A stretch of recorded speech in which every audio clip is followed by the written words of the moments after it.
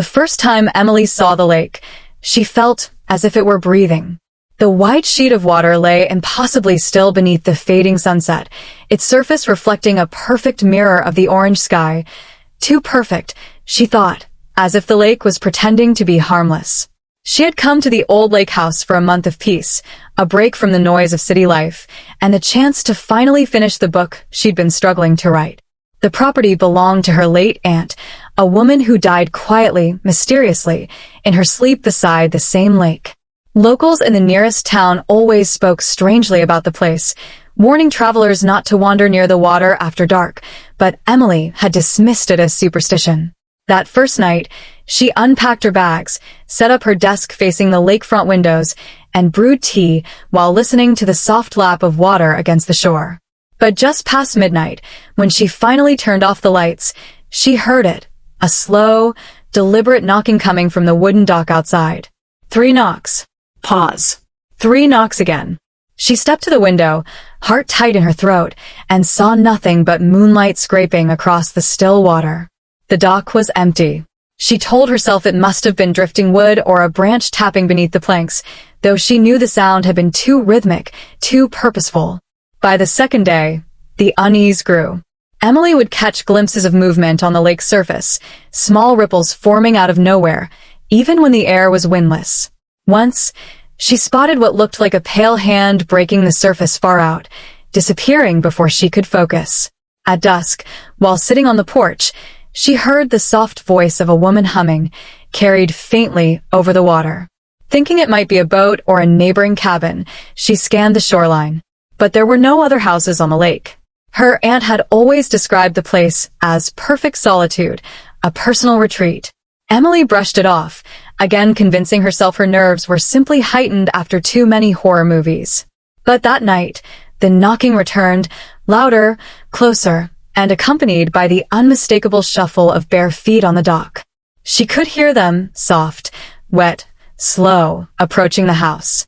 Frozen in her bed, she strained to listen. The footsteps stopped directly beneath her window. She didn't dare move. Minutes stretched unbearably. Then, gradually, the steps retreated. The next morning, she found a set of wet footprints leading from the lake to the foot of her porch steps, stopping as if the visitor had vanished into thin air. On the third evening, rain rolled over the lake in heavy sheets, and the world turned cold and gray. Emily wrapped herself in a blanket, typing by the window, when she noticed something new. The lake didn't ripple from the raindrops.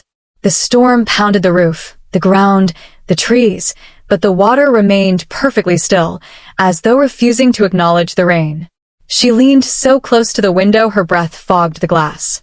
She watched, horrified, as a face surfaced just beneath the waterline. It wasn't swimming. It wasn't alive. It was staring at her. Wide, unblinking eyes. Lips parted as though whispering something she couldn't hear. She stumbled backward, grabbing her phone to take a picture, but by the time she returned to the window the face had vanished, and the lake rippled normally with rainfall.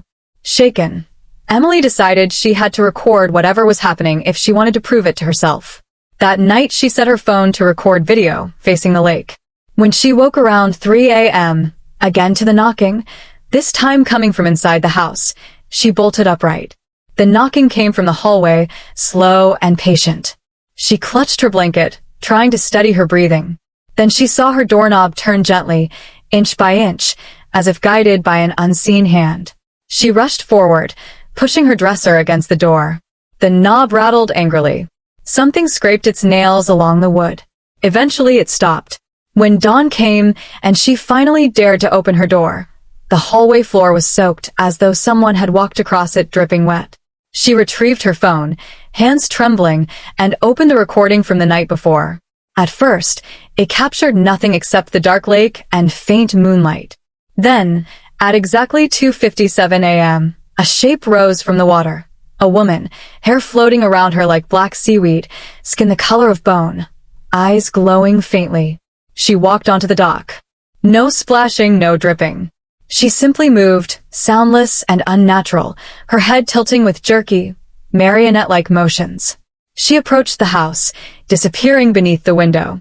Emily dropped the phone in terror. She needed to leave, but her car keys were missing. She searched frantically and finally found them near the front door, soaking wet. By late afternoon, desperate to understand, she visited the town's general store. A gray-haired woman behind the counter looked at her with unusual intensity when Emily mentioned the lake. "Your aunt tried to warn people," the woman said quietly. "That lake doesn't sleep. It doesn't forget. It takes."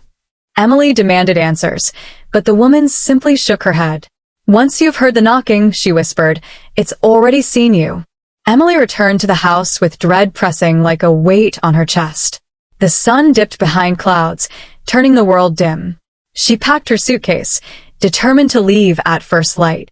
But as the hours dragged on, her fear grew. The lake began to glow faintly, a pale blue shimmer rising from its depths.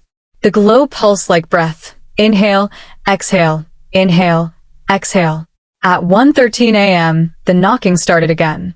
This time it came from every direction: the dock, the walls, the floorboards, the back door. Then came the humming.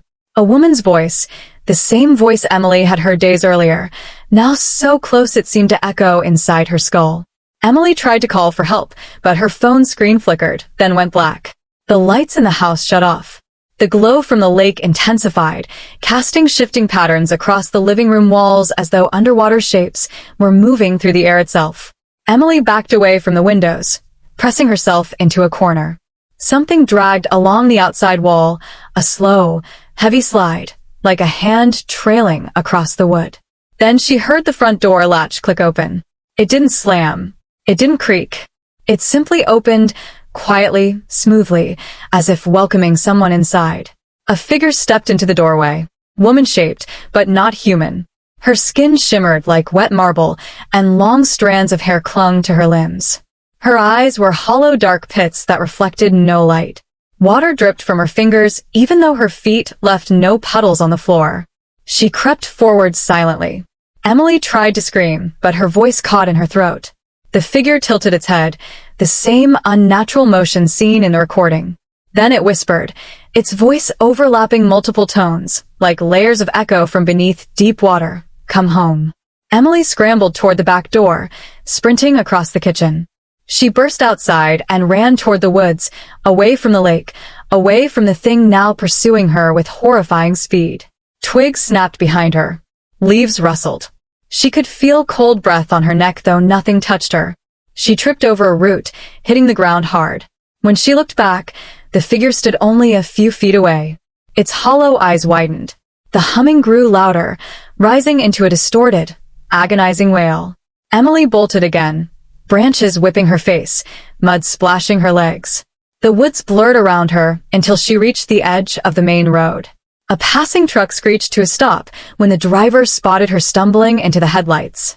He rushed out, shouting for her attention, but Emily couldn't speak. She only pointed toward the dark trees behind her. The driver saw nothing but shadows. He drove her to the sheriff's station. When officers searched the lake house later that morning, they found no signs of forced entry, no wet footprints, nothing out of place. But they did find one strange detail. The dock had fresh indentations, as though someone had stood at the edge all night, never moving. Emily never returned to retrieve her belongings. She moved far from the lake, far from any body of water at all. She rarely spoke of her experience, fearing people would call her crazy. But sometimes, late at night, when the world goes quiet, she swears she still hears it: 3 slow knocks, a pause, and 3 knocks again. As if the lake remembers. As if it's still calling her name. As if it never truly sleeps.